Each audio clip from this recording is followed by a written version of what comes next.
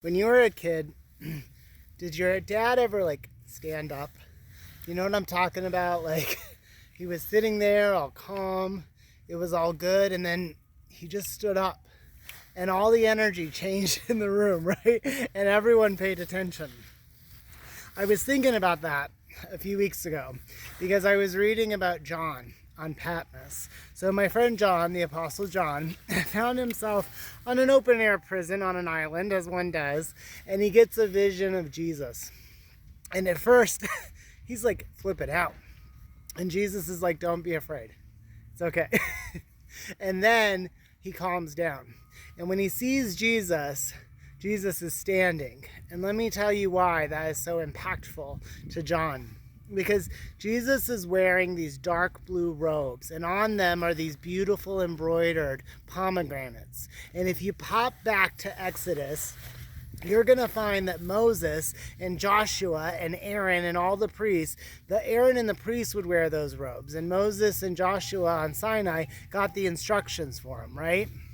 And these were the robes that all the priests wore. And Jesus's feet are also exposed, that John takes a note of in this vision. And his feet are like bronzed. And when you look at the Greek word, the way they would do that bronze would be to mix frankincense with it. And frankincense was the go-to incense of priests, right? It was expensive. They'd ship it from far away.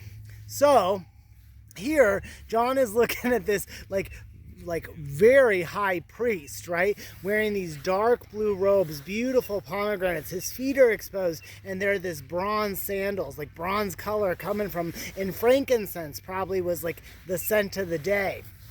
On top of that, he's wearing this gold belt, right? And when really powerful kings of the day had a lot of wealth and power, they would wear belts. And sometimes they'd be real thin, but even a thin belt would show how powerful they were. But this belt is massive, showing that he's not only the high priest, he's also the high king, right? So here, we have gold for a king, we have frankincense for a priest, and guess what? Myrrh, by the way, is used for embalming. So those three gifts given to a baby once upon a time, those are prophetic gifts. But this is no baby standing in front of John. This is the man who sits at the right-hand side of God, who has been ruling heaven since his work down here was done.